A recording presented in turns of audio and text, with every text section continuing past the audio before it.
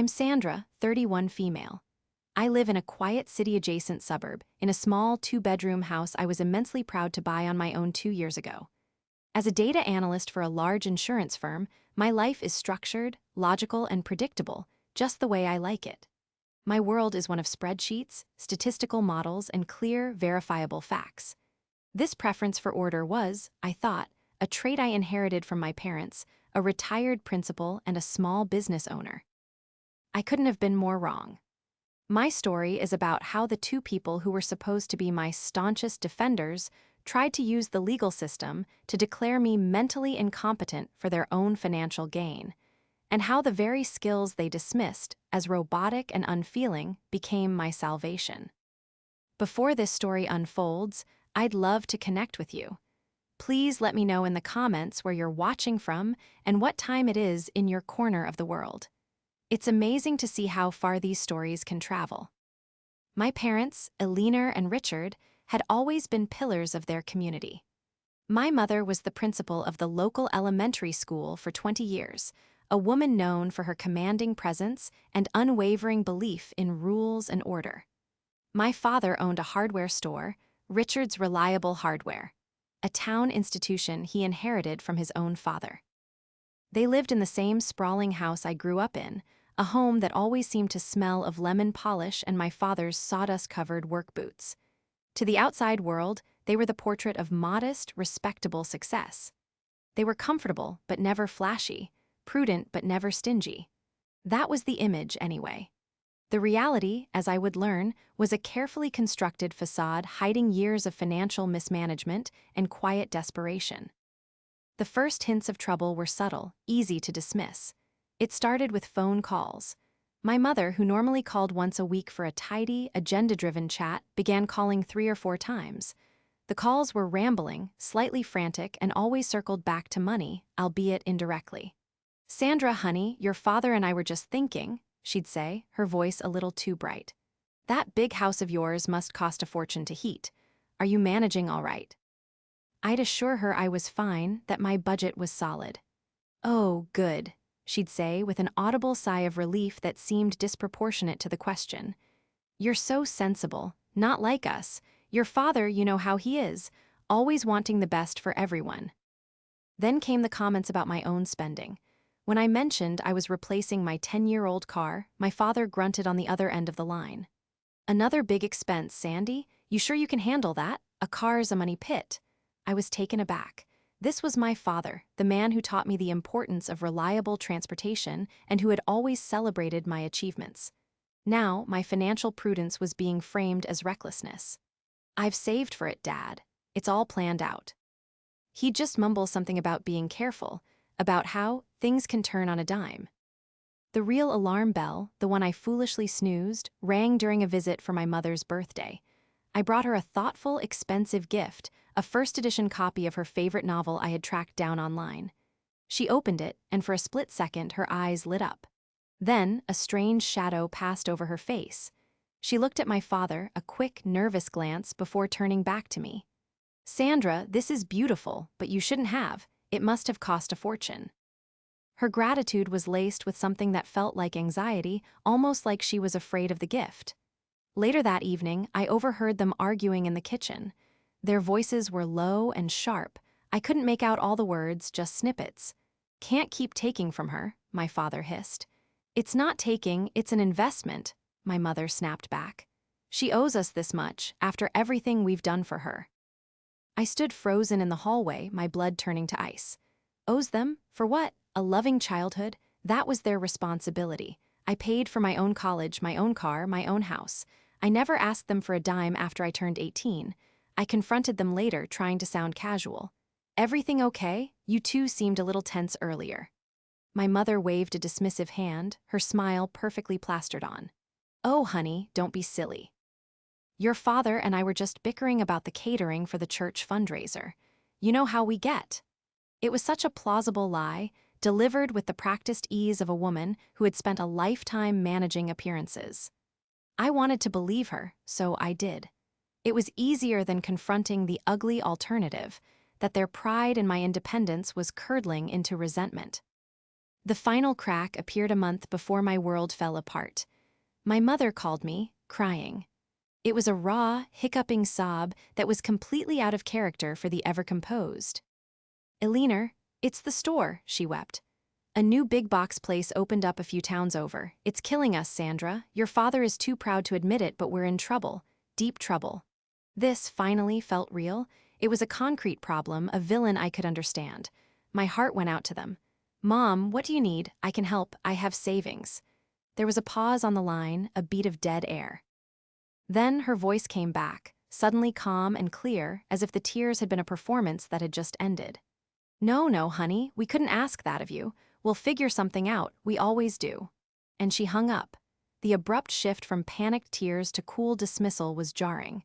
It wasn't the sound of a parent confiding in their child. It was the sound of a fisherman, having failed to get a bite, deciding to change his bait. But I didn't see it then. I just felt a pang of guilt and a renewed sense of worry for the two people I loved most in the world. Life returned to its normal rhythm for a few weeks. The frantic calls stopped. When I spoke to my parents, they were cheerful, almost unnervingly so.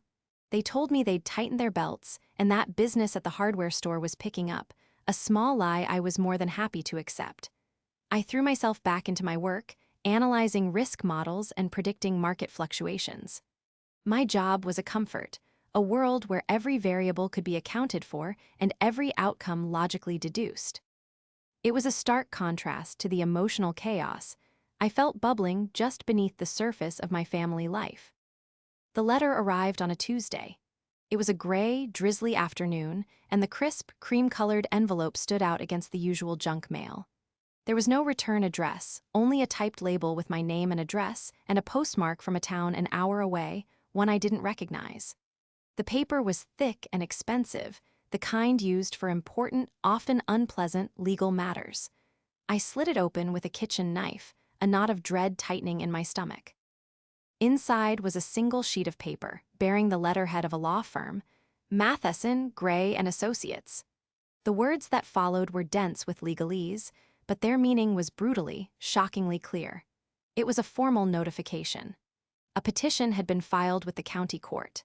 The petitioners, Richard and Eleanor, my father and mother, were seeking an emergency hearing to be granted durable power of attorney over my affairs, both financial and medical.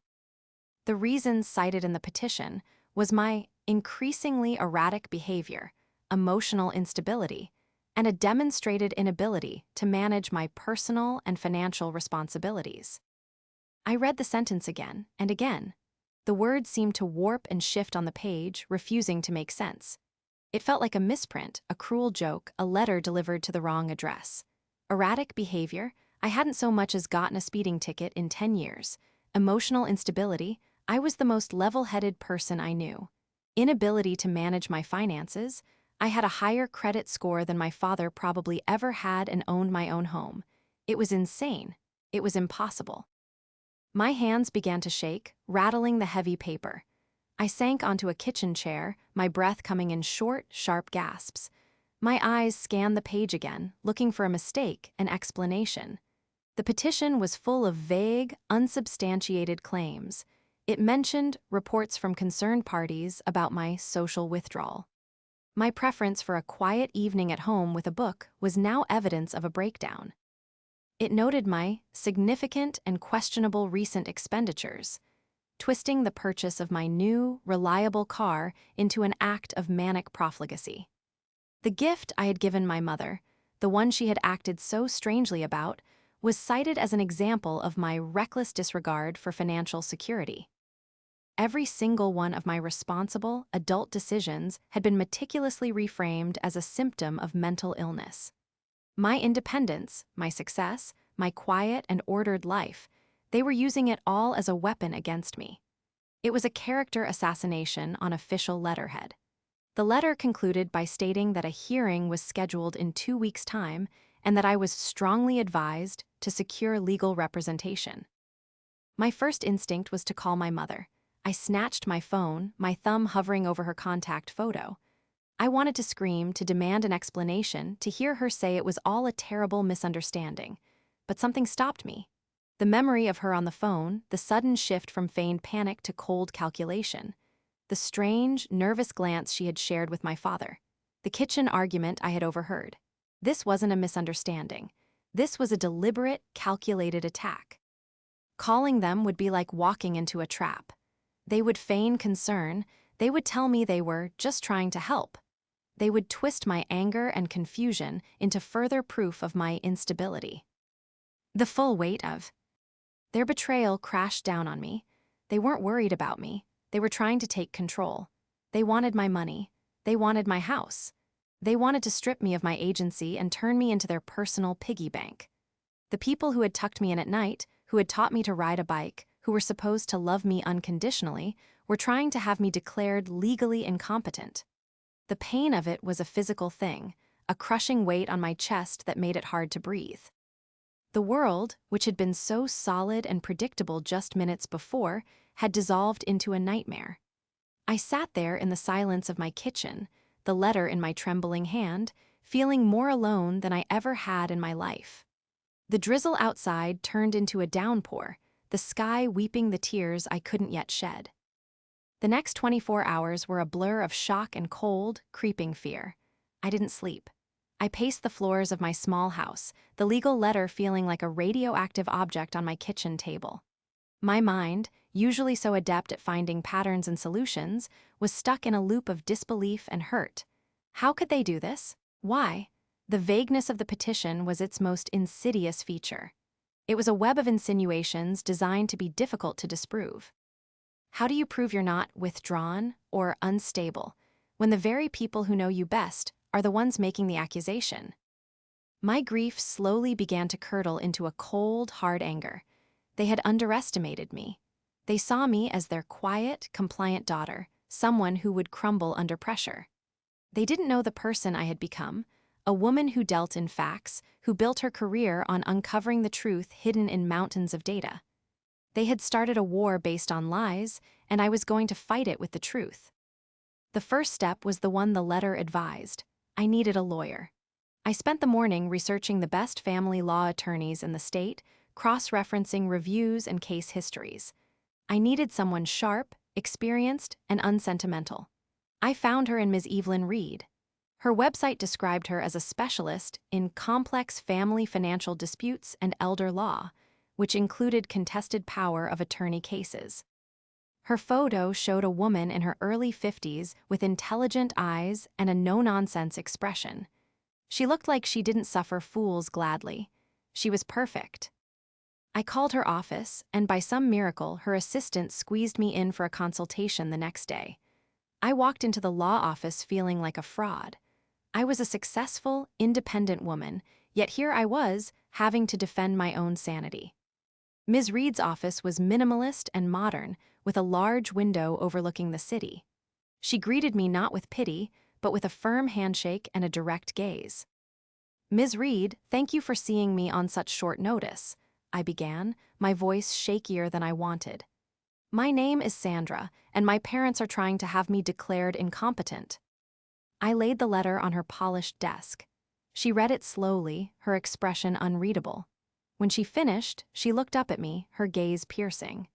"This is a serious accusation, Sandra. In my experience, these petitions are rarely successful without concrete medical evidence. Do you have a history of mental health issues? Have you been hospitalized recently?" "No," I said, my voice gaining strength. "Nothing. I see a therapist once a month for general anxiety, the same way someone might see a physical trainer. It's maintenance. I've never been diagnosed with any serious condition. I'm on no medication." "And your finances. The petition mentions questionable expenditures." "I bought a new car 2 months ago because my old one was dying. I used my savings. I have no credit card debt. I have a healthy retirement fund and a mortgage I pay on time every month. My finances are in better shape than 90% of people my age." Ms. Reed leaned back in her chair, tapping a pen on her legal pad. "So, on the surface, this is baseless, which brings us to the real question: why? A power of attorney gives them control of your assets. Why do they suddenly need that control? Are they in financial trouble?" And that's when it clicked. The frantic phone calls, the anxiety over my spending, my mother's performative, tearful confession about the hardware store. It wasn't just general trouble, it had to be something specific. A deadline they couldn't meet, a debt they couldn't pay. Their crisis of concern for my mental health felt awfully convenient. I think so, I said slowly, the pieces falling into place in my mind. My mother called me about a month ago, crying about my father's store struggling. She mentioned a new big-box competitor. She was very emotional, but when I offered to help to give them money, she refused. It was strange. It felt staged. Ms. Reed's eyes lit up with professional interest. Staged how? She went from sobbing to completely calm in a split second. She said they'd figure it out. Looking back, it felt like she was testing the waters, and when I offered a simple loan, it wasn't what she wanted. She wanted more. She wanted everything. Control, Ms. Reed said, nodding. A loan can be refused. Power of attorney gives them access to your entire portfolio. Your savings, your retirement, the equity in your house. They could leverage your good credit. A cold dread washed over me as the full scope of their plan became clear. They didn't just want a handout. They wanted to drain me dry. So what do? I asked, my voice barely a whisper. We fight back, Ms. Reed said, her tone firm. But we need more than just your word against theirs. They've painted a picture of you as unstable. We need to paint a picture of them as desperate and manipulative. We need evidence. Financial records, emails, text messages. Anything that proves their motive isn't concern for your health, but a solution to their own financial disaster. I left her office with a clear objective. The shock had been replaced by a cold, hard resolve. They had created a crisis about my mental state. I was about to prove that the only crisis was the one in their bank account. My weekend plans of catching up on laundry were canceled. I was going on a deep dive, not into a dataset for my company, but into the hidden financial life of my own parents. My house became a command center. I turned my dining room table, usually reserved for the occasional meal with friends, into a war room. I had my laptop, a legal pad, and a large mug of black coffee. The hurt was still there, a dull ache behind my ribs, but I compartmentalized it. My analytical mind, the part of me my parents had dismissed as cold and robotic, took over. It was time to do what I did best: find the story in the data. Ms. Reed had been clear. We needed to establish motive. The petition against me was the what. I needed to find the why. My first thought was the text messages. I scrolled back through months of conversations with my mother. Most of it was banal family chatter, but then I found the string of messages from around the time she had called me crying. Reading them now, with the benefit of hindsight, was chilling. The day before her tearful call, she had texted me, "Are you still happy with your bank? I was just reading an article about how important it is to have a good relationship with your financial institution." At the time, I'd thought it was just my mother making conversation. Now, it looked like reconnaissance. Then I found the key exchange. It was a week after she'd refused my offer of a loan. I had texted her, "Hey Mom, just checking in. How are things with the store? Is Dad okay?" Her reply came almost instantly. "Things are very difficult, honey. We had a meeting with the bank. It did not go well. Your father is so stressed. I'm worried about his health." I had replied with sympathy, offering to come visit. She'd deflected, saying they just needed space. But now another text from her, sent late that same night and which I must have missed, caught my eye. It was a single, cryptic sentence. "They don't think we have enough collateral on our own." Collateral, the word hung in the air. That was it. That was the missing piece. They weren't just struggling with cash flow, they needed to secure a loan, likely a big one, and their own assets weren't enough. They needed someone else's. They needed mine. This was the thread I needed to pull. I started digging online. I searched county property records. Their house, the one I grew up in, had a second mortgage taken out on it 5 years ago. That was a surprise. They had always preached the gospel of being debt-free. I kept digging. I searched public court records for any financial-related lawsuits or liens against my father's business. I found nothing, but that didn't mean much. Small business debts could be hard to track. The real breakthrough came from an unexpected source. My cousin, Mark, was a junior loan officer at a regional bank, the same bank my parents had used for years. Mark and I weren't close, but we were friendly. He was a bit of a gossip, which I usually found tiresome, but right now, it was a potential asset. I hesitated to drag him into this, but I was desperate. I composed a careful text message. "Hey Mark, weird question for you. My parents mentioned they were trying to get a loan for the store. Do you know if the bank has a policy against third mortgages on a residential property? They seemed to think it was an option." It was a shot in the dark, a question baited with a plausible lie. He responded within the hour. "Sandra, hey, yeah, that's a hard no from us. We don't touch third mortgages, too risky, especially with their debt-to-income ratio. To be honest, we had to deny their application last month. It was tough. Your dad's a town fixture, but the numbers just weren't there. Hope they're doing okay." Boom, there it was. A denied mortgage application. A third one, no less. It coincided perfectly with the timeline. They were denied the loan. My mother called me in a fake panic to test the waters, and when a simple handout wasn't offered, they escalated to the nuclear option. A legal petition to seize control of my assets. My supposed instability was their last, desperate attempt to secure the collateral the bank required. I took screenshots of everything. My mother's texts about collateral, my cousin Mark's confirmation of the denied mortgage. I organized them into a clean, chronological timeline on a document, complete with dates and annotations. It was a story told through data points, and it was irrefutable. It showed a clear pattern of financial distress followed by a calculated, manipulative campaign to defraud me. As I sat there looking at the file, the full, ugly picture of my parents' deception laid bare, I didn't feel triumphant. I felt hollowed out. These were not the people I thought I knew. The mother who taught me to be honest, the father who taught me the value of a hard day's work, they were gone. In their place were two desperate strangers who saw their own daughter not as a person to be loved, but as a resource to be plundered. The investigation was over. I had connected the dots. Now I had to present this evidence to Ms. Reed and figure out what came next. The defensive game was over. It was time to plan my counterattack. I met with Ms. Reed the next morning.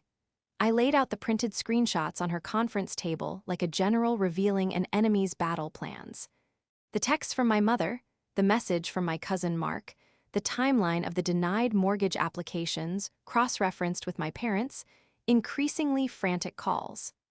I explained it all in the calm, measured tone of a data analyst presenting their findings.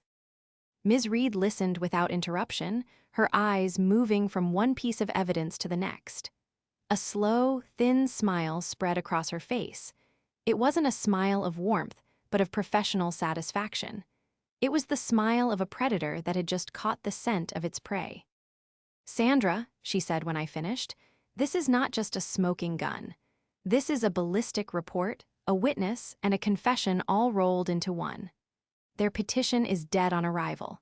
We could walk into that courtroom, present this, and the judge would not only throw out their case, but likely sanction them for filing a frivolous and malicious lawsuit." A wave of relief washed over me. "So, that's it, we just show it to the judge." "We could," she said, leaning forward. "Or we could use it. This evidence is leverage. It gives us power. Right now, they think they have you on the ropes. They're expecting you to show up with a therapist's note and character witnesses. They are not expecting you to have a complete forensic accounting of their desperation. We don't have to play defense anymore. We can set the terms." Her words sparked something in me. For weeks, I had been a victim, reacting to their moves. The idea of taking control, of turning the tables, was intoxicating. The hollow ache in my chest was replaced by a cold, sharp resolve. They wanted to strip me of my agency. I was about to show them what agency really looked like. "What are you suggesting?" I asked. "I am suggesting a meeting," Ms. Reed said. "Here, in this office. We invite them and their lawyer. We don't reveal our hand beforehand. We let them walk in here, confident and smug. We let them make their case, lay out all their fabricated concerns about your well-being. We let them dig their own grave. And then, when they're done, we present our findings. We don't do it to the judge, we do it to them, directly. The sheer audacity of the plan was terrifying and thrilling. A direct confrontation. No hiding behind legal procedures. Just the four of us, their lawyer, and the truth laid bare on a conference table. Why, I asked. What's the goal? To humiliate them? The goal is twofold, Ms. Reed explained, her voice all business. First, we get what we want without the uncertainty of a court hearing. We will draft an agreement. In it, they will formally withdraw their petition with prejudice, meaning they can never file it again. They will agree to have no contact with you for a period of no less than 5 years. They will sign a non-disclosure agreement, preventing them from ever speaking about this to anyone. And they will reimburse you for all of your legal fees. It was a list of unconditional surrender. It was more than I had dared to hope for. And the second goal. The second goal is for you, Sandra, she said, her voice softening slightly. It's about justice. Not legal justice, but personal justice. They tried to steal your voice, to paint you as crazy and incompetent. This meeting gives you the chance to stand before them, not as their victim, but as the person who holds all the cards. It allows you to look them in the eye as their world comes crashing down. Around them, and they will know, without a shadow of a doubt, that you are the one who brought it down. It's about taking your power back. I thought about it for a long moment. Part of me wanted to take the easy way out to let Ms. Reed handle it in court, but she was right. Hiding behind the process felt like a half-victory. They had made this personal. It deserved a personal ending. They had tried to break me in private, to chip away at my confidence with whispers and lies. Their defeat should be just as private, just as personal. It shouldn't be a judge telling them they were wrong, it should be me. Okay, I said, my voice firm. Let's do it, let's lay the trap. Ms. Reed spent the next hour drafting the formal invitation to their lawyer. It was a masterpiece of neutral, corporate-sounding language. It spoke of a desire to resolve this matter amicably and to avoid unnecessary emotional and financial costs of a court battle. It was bait, beautifully disguised. It made us sound weak, like we were the ones blinking first, desperate to avoid a public hearing. Their lawyer, likely some small-town attorney unaccustomed to this level of strategy, would see it as a sign of impending victory. He would advise them to accept the meeting, assuming they would be able to bully me into a settlement. The email was sent. The trap was laid. All we had to do now was wait for the mice to arrive, fat and happy and completely unaware of the steel waiting to snap shut. For the first time in weeks, I felt a sense of control. The fear was gone, replaced by a quiet, simmering anticipation. The day of the meeting was overcast and gray, the weather a perfect match for the mood. I dressed carefully, choosing a charcoal gray suit, a crisp white blouse, and low heels. It was my armor, the professional uniform of the woman I was, not the unstable child they had tried to create. I met Ms. Reed at her office 30 minutes early. We didn't speak much. We just sat in the conference room, the folder containing our evidence sitting in the center of the polished table like a time bomb. My parents arrived precisely on time, accompanied by a flustered-looking man in his 60s with a briefcase that had seen better days. This was their lawyer, Mr. Gable. My mother, Eleanor, was dressed in a conservative navy blue dress, her face a mask of concerned sorrow. She tried to catch my eye, to offer me a small, mournful smile, but I stared straight ahead, my expression blank. My father, Richard, looked sterner, his arms crossed over his chest, projecting an air of paternal authority. He looked like a man about to perform a distasteful but necessary duty. The arrogance was palpable. They had walked right into the trap. Ms. Reed began the meeting. Thank you all for coming. As I stated in my email, my client, Sandra, was hoping we could discuss this matter and find a resolution that avoids a contentious court hearing. Mr. Gable cleared his throat, puffing out his chest. Indeed, my clients, Mr. and Mrs. Richards, have only their daughter's best interests at heart. This petition was not filed lightly. It comes from a place of deep love and profound concern. He then launched into a speech, summarizing the ludicrous claims from the petition. He spoke of my withdrawal from family, my impulsive financial decisions, and my fragile emotional state. My parents nodded along, their faces etched with practiced worry. My mother even dabbed at her eye with a tissue at one point. It was a disgusting, masterful performance. I just sat there, my hands clasped tightly in my lap, and let them talk. I let them build their case on a foundation of lies, knowing I was about to demolish it. When Mr. Gable finished, he looked at me with an expression of pity. "Sandra, your parents are prepared to oversee your finances to ensure your security. They want to help you get the treatment you need. All you have to do is agree." The room fell silent. All eyes were on me. This was my moment. I took a deep breath and looked directly at my parents. "No," I said. My voice was quiet, but it cut through the silence like a shard of glass. Ms. Reed chose that moment to act. "Mr. Gable," she said smoothly, "I appreciate you summarizing your client's position. Now, perhaps we could discuss the true nature of that position." She opened the folder. She slid the first document across the table. It was a screenshot of my mother's text message. "They don't think we have enough collateral on our own." My mother's eyes widened, the mask of sorrow flickered. I don't know what that is," she stammered.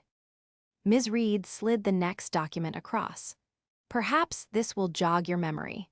This is a printout of an online search of county records, showing a second mortgage taken out on your home 5 years ago. An interesting decision for a couple who claims to be financially prudent." My father shifted in his seat, his face hardening. "Our finances are our own business." "They become my client's business when you attempt to seize her assets to secure them," Ms. Reed countered, her voice like ice. She then slid the final, damning piece of evidence onto the table. The screenshot of my text conversation with my cousin Mark, the loan officer. His words were highlighted in yellow. "We had to deny their application last month. It was tough." The color drained from my father's face. My mother stared at the paper as if it were a venomous snake. The air of smug concern evaporated, replaced by the stench of raw panic. Their lawyer, Mr. Gable, looked from the evidence to his clients, his jaw slack with disbelief. He had been played. They had lied to him. "This petition," I said, finally allowing the cold anger to seep into my voice, "was never about my health. It was filed on May 28th. Exactly 1 week after your third mortgage application was denied by the bank. It wasn't a cry for help. It was a business plan. You were denied collateral, so you decided to steal it from me by having me declared mentally incompetent." My mother started to cry, but this time the tears were real. "Sandra, no, you don't understand." "Oh, I understand perfectly," I cut her off. "I understand that you saw my success not with pride, but as an opportunity. You saw my stable life, my savings, my home, as your personal safety net. You were willing to destroy my reputation, my career, and my life just to save yourselves from the consequences of your own financial irresponsibility." I stood up, leaning my hands on the table, and looked my father directly in the eye. "You taught me the value of honesty, Dad. You taught me to pay my debts. What happened to that man? When did you decide that your own daughter was just another asset to be liquidated?"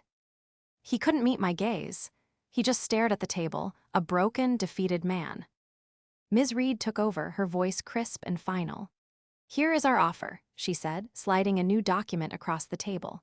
It was the agreement she had drafted. "You will sign this today. You will withdraw the petition immediately.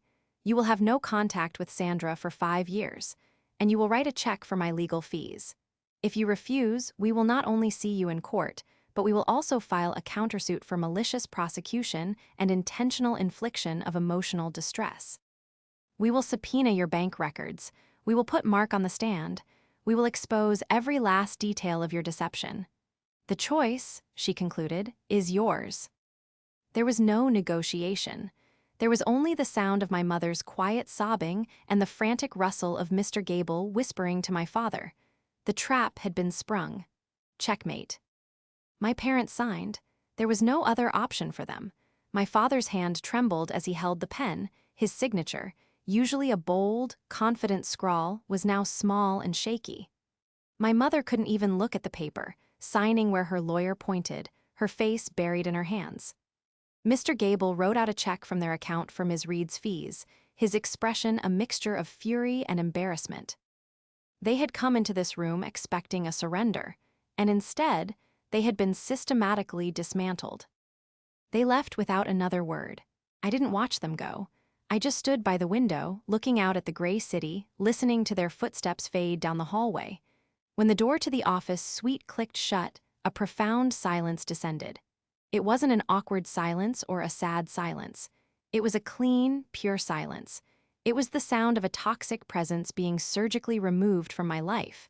It was the sound of freedom. Ms. Reed came to stand beside me. "You were incredible in there, Sandra," she said quietly.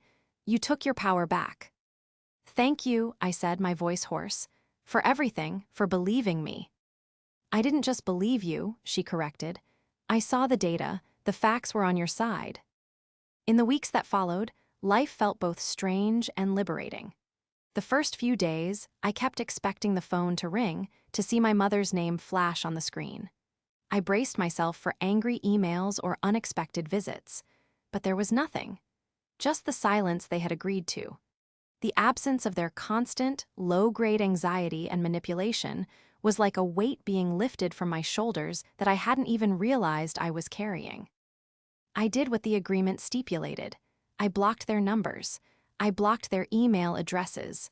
I blocked them on the one social media platform my mother used. It felt brutal, like closing a door on my own history, but it was necessary. It was an act of self-preservation.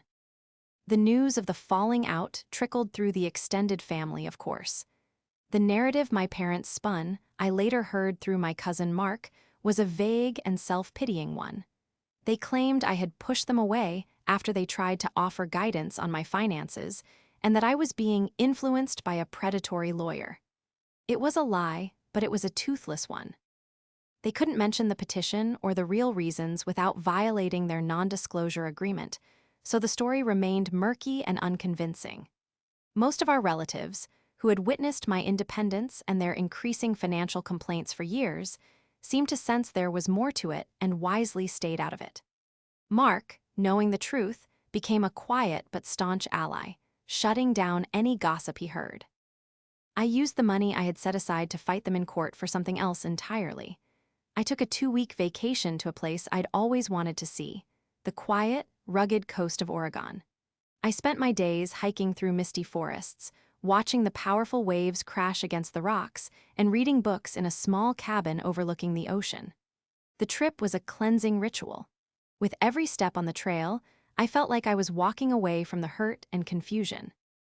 The raw power of the ocean reminded me that some things are immutable and strong, and I wanted to be one of them. Coming home was different this time. My small house no longer felt like a fortress I had to defend, it felt like a sanctuary I had earned. The silence that greeted me was peaceful, not lonely. I found joy in the simple, ordered routines of my life again. My work, which they had tried to use as evidence of my coldness, became a source of strength and pride. My spreadsheets and data models were not unfeeling, they were tools for finding clarity, and I had used them to bring clarity to my own life. There is a scar, of course. A betrayal by a parent is not something you just get over. It changes the landscape of your heart forever. There are moments, late at night, when a wave of sadness washes over me for the family I thought I had, for the parents I thought I knew. But the grief is now tinged with a steely resolve. They showed me who they were, and I chose to believe them. I chose myself. I chose a life free from their manipulation, their desperation, and their lies. I chose the quiet, empowering, and beautiful sound of silence.